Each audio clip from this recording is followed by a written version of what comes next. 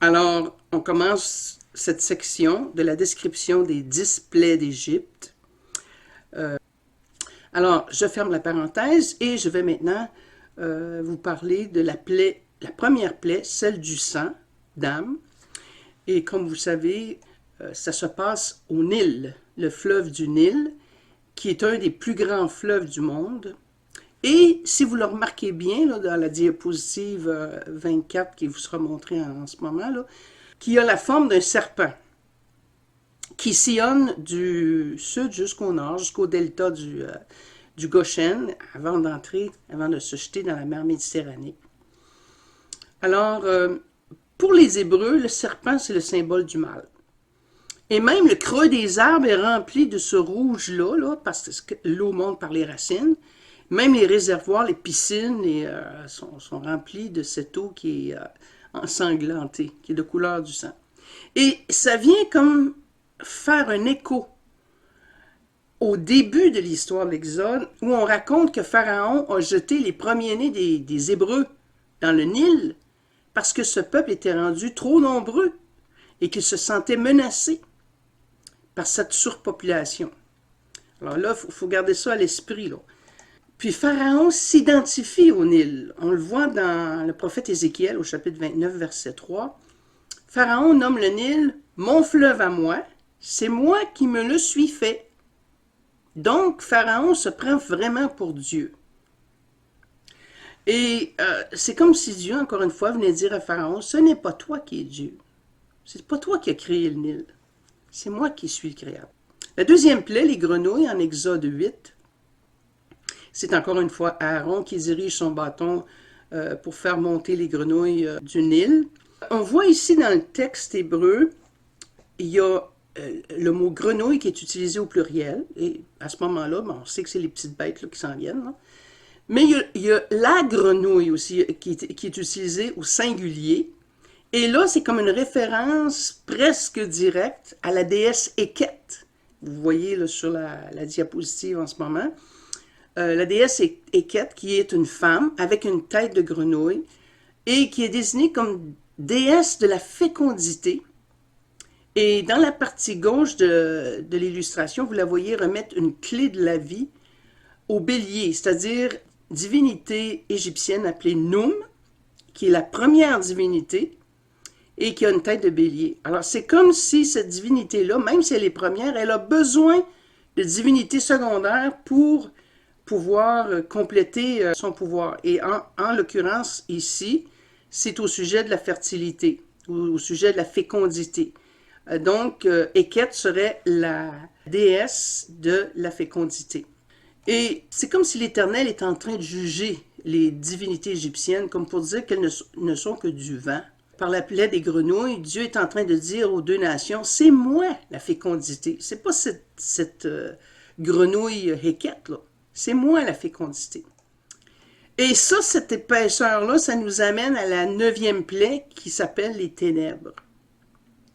C'est comme, on voit un lien hein, d'une plaie à l'autre. Rocher. Et là, l'Égypte est dans la complète noirceur. C'est comme si c'était un rideau noir qui était tombé sur tout le monde. Personne ne se voit, puis c'est très épais. Sauf que pour les Hébreux, dans la province de Goshen, on voit clair dans les maisons. Et on se prépare à sortir. Parce que là le clan hébreu, là, sous l'éducation de Moïse et d'Aaron, se sont comme regroupés. Il y a comme une solidarité qui s'est formée entre eux qu'ils n'avaient pas avant. Et qui va faire en sorte qu'ils vont pouvoir sortir, prendre leur vie en main. Ça ne veut pas dire que tous les Hébreux sont partis, là. C'est possible qu'ils en soient restés en arrière. Mais pour un bon corpus d'eux autres, là, ils se sentent assez solidaires entre eux et assez unis aussi à leur chef pour prendre cette décision de suivre leur Dieu, le Dieu d'Abraham, d'Isaac et de Jacob, et de sortir de l'Égypte, de sortir de cette noirceur, justement. Et entre le mot noirceur, qui se dit rocher, et le mot roser, il y a juste un petit point de différence. Et le deuxième mot veut dire refuser, se retirer. Alors, il y a le parallèle entre les ténèbres, cette plaie qui tombe comme un rideau, hein, pour aveugler tout le monde dans le pays d'Égypte, sauf les Israélites dans Goshen, et le Pharaon qui refuse toujours de faire la volonté de Dieu, qui se retire dans son palais pour se boquer, là, se retrancher dans son idée. Donc, en arrivant à la 10e plaie, on se retrouve au début de la Genèse. On se retrouve dans ce chaos immense, dans ce tohu-bohu, que Dieu a pris à bras-le-corps, si on veut, au début de la Genèse, puis a commencé tranquillement à mettre de l'ordre là-dedans, à distinguer le jour de la nuit, à distinguer la lumière des ténèbres, les eaux du ciel, les eaux de la terre, ainsi de suite. Mais là, c'est comme si on a fait, vous vous rappelez, hein, c'est la dynamique inverse du livre de la Genèse, là. Plus qu'on avance dans les plaies, plus que la situation se dégrade et plus qu'on arrive à un immense chaos.